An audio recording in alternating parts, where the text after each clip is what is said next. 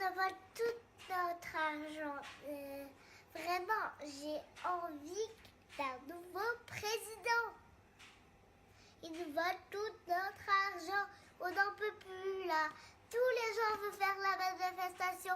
C'est vrai quoi. C'est sympa de faire la manifestation, mais c'est pas pour le plaisir. C'est juste parce que Macron, il nous vole tout notre argent. C'est pas pour le plaisir qu'on fait la manifestation. C'est juste parce que on n'en peut plus de Macron. Voilà pourquoi on fait la manifestation. Un gilet jaune.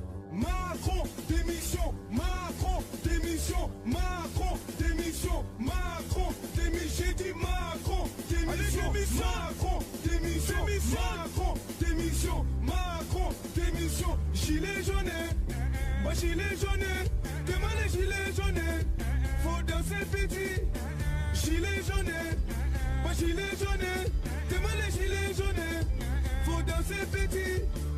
J'ai voulu mettre l'essence, c'est trop cher. J'ai payé les taxes, c'est trop cher. J'ai voulu mettre l'essence, c'est trop cher. J'ai payé les taxes, c'est trop cher. Faut cotiser par-ci, c'est trop cher. Faut cotiser par-là, c'est trop cher. Faut cotiser par-ci, c'est trop cher. Faut cotiser par-là.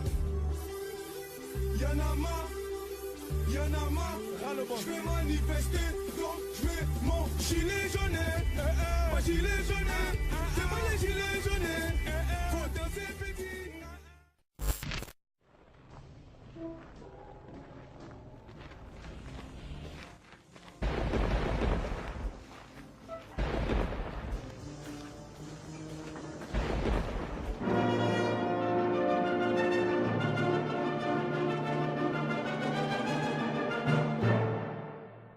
Heureusement que tout le monde est descendu, il faut qu'il arrête. On n'est pas des vaches à lait.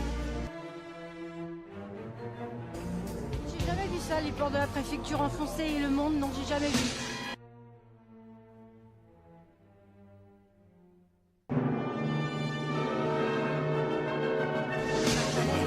porte-monnaie il est vide là maintenant, faut qu'il cesse. Sans effort. Pauvres gens.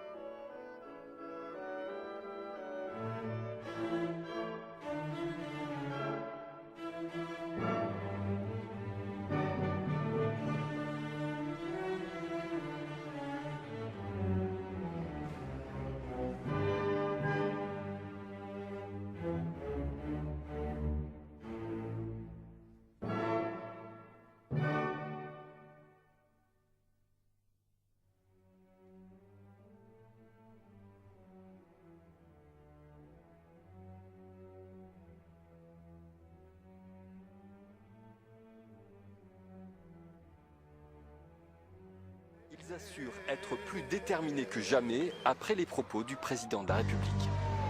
Vive la France, vive!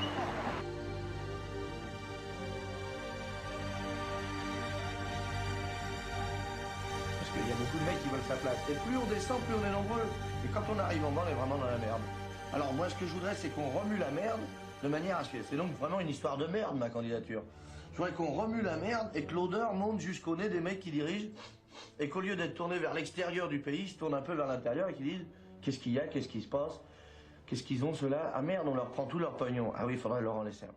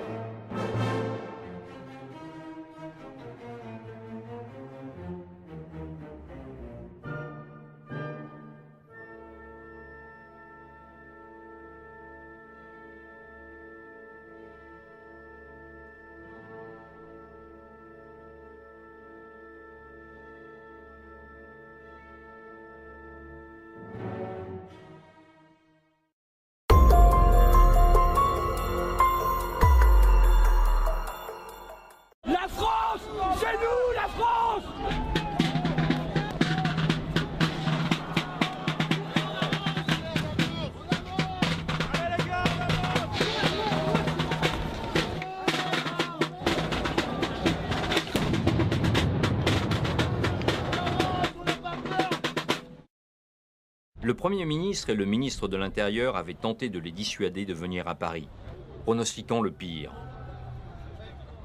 Et pourtant, malgré cette dramatisation inédite, dès 9 h, les Gilets jaunes étaient là, porte-maillot.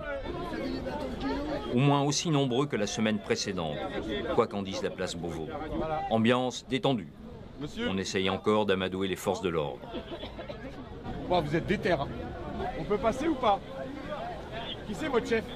La fouille des sacs est courtoise, mais casques, lunettes et masques à gaz sont confisqués. Je viens de Rambouillet. La journée, je pense qu'on ne va pas pouvoir passer. Nous, on est venus manifester pacifiquement, mais on s'est déjà fait agresser alors qu'on n'a rien fait. Je descends dans la rue, c'est pas pour moi, c'est pour mes enfants. Moi, je peux encore payer mon carburant, je peux me nourrir, mais les autres à côté de moi, c'est pas possible, d'accord? Donc maintenant, il faut arrêter, il faut donner du pouvoir d'achat aux gens, il faut augmenter le SMIC, il faut que les gens puissent vivre de leur travail. Macron démission! Macron démission!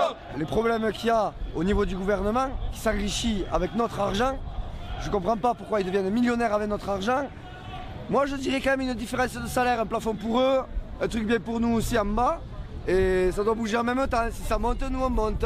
Si descend, on descend. On a été ravagés par les inondations en bas. Les sinistrés, ils n'ont même pas été encore remboursés, rien du tout, ni nettoyés. Ils ont tout fait de leurs propres moyens. Monsieur Macron, vous êtes venu chez ma mère à Villalier. Il n'y a rien qui a été fait. Rien du tout.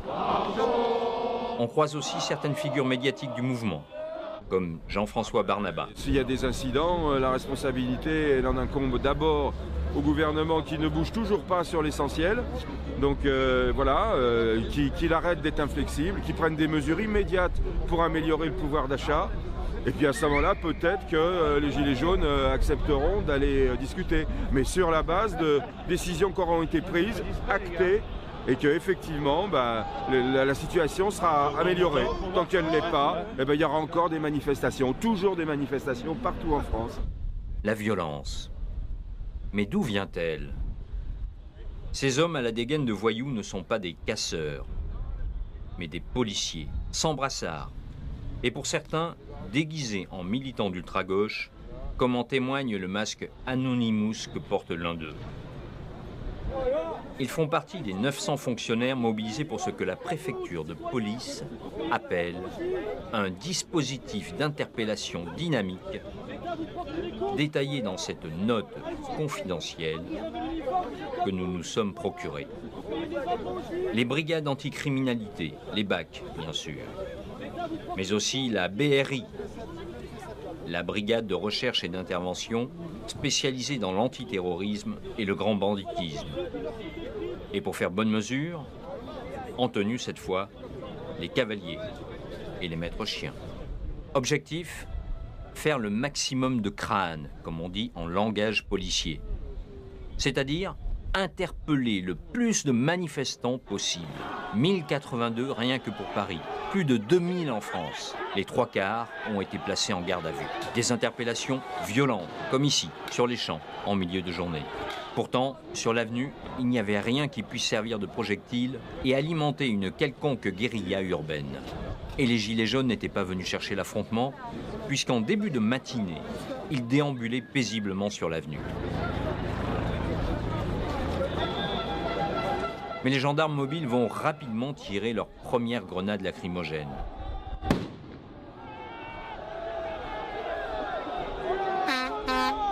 Les gilets jaunes essaient de faire baisser la tension. En vain. La France, c'est nous, la France. Uniformes et gilets sont au contact. La Marseillaise laisse de marbre les gendarmes mobiles.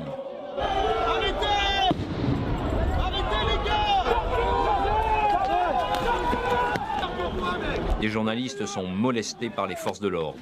3 d'entre eux seront d'ailleurs blessés au cours de ce samedi.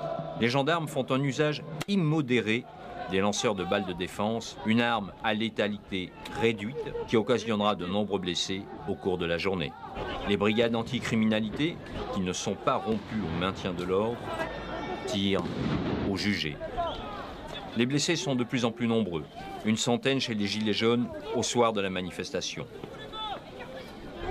Pour la première fois, la préfecture tente d'utiliser des chiens pour intimider les manifestants. Mauvais calcul. Les animaux sont effrayés par les détonations et le groupe se replie piteusement. Des gilets jaunes tentent d'édifier une barricade avec les palissades qui protègent les boutiques des champs. La sanction policière intervient sous la forme d'une grenade particulière, la GLI F4, qui contient 25 grammes de TNT. Cette grenade peut gravement mutiler, voire tuer. Fuyant la répression, les manifestants s'éparpillent dans les rues alentours. Avenue Marceau, l'affrontement prend une ampleur inédite. Une pluie de morceaux de macadam auxquels répondent les palets lacrymogènes et les grenades GLI F4.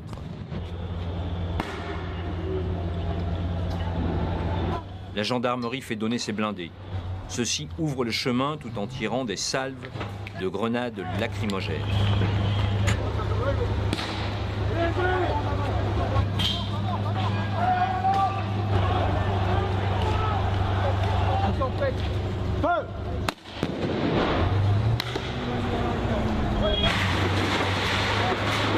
Et puis, soudain, sans raison apparente, les gendarmes font demi-tour. Les gilets jaunes repartent à l'assaut en direction de l'Arc de Triomphe.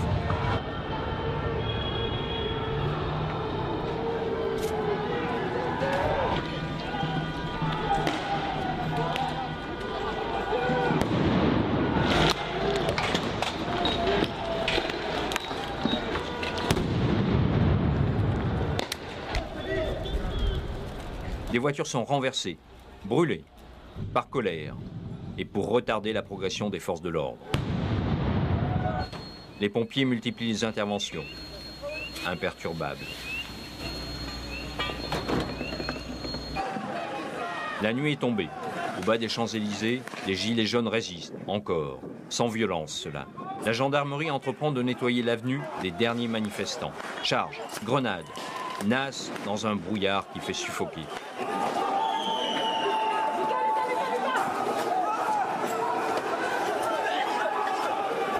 Quelques intrépides tentent un dernier sit-in. Les idées à défendre, c'est une vie meilleure.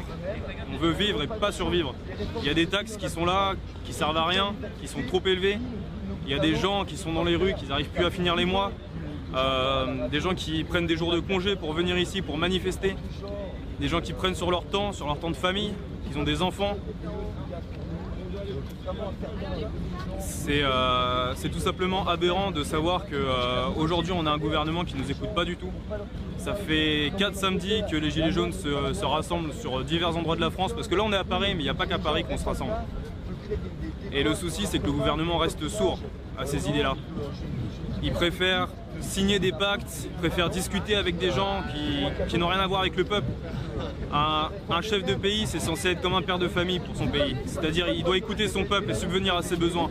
Aujourd'hui, le peuple, il est dans la rue. Pourquoi? Parce que le gouvernement n'arrive plus à subvenir aux besoins du peuple. Ce qui fait que, du coup, au bout d'un moment, on en a marre. Ça fait des années que ça dure, des mandats que ça dure. Il n'y a pas que Macron, c'était bien avant lui. Mais le souci, c'est que ça continue et on n'en voit pas la fin. Donc au bout d'un moment, c'est sûr que les Français vont se rebeller. L'espace d'une journée, la répression semble avoir gagné. Mais les Gilets jaunes, en tenant malgré tout le pavé, sont en train de remporter la bataille politique.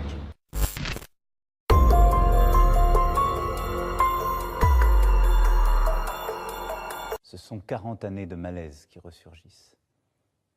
Je prends ma part de cette responsabilité.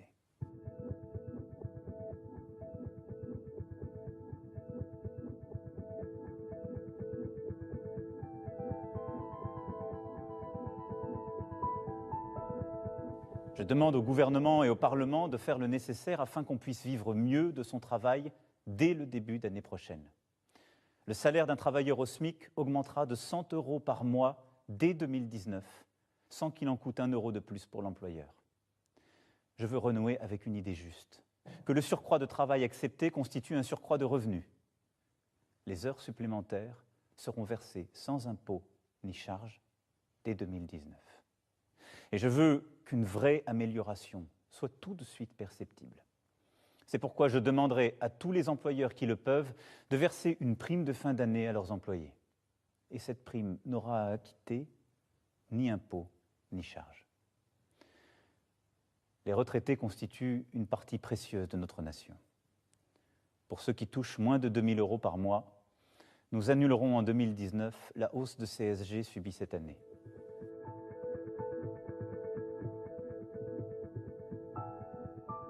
Je sais que certains voudraient, dans ce contexte, que je revienne sur la réforme de l'impôt sur la fortune.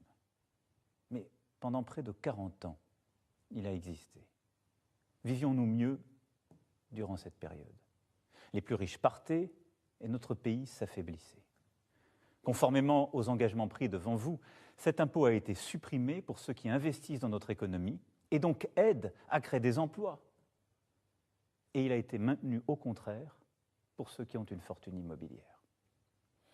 Revenir en arrière nous affaiblirait, alors même que nous sommes en train de recréer des emplois dans tous les secteurs.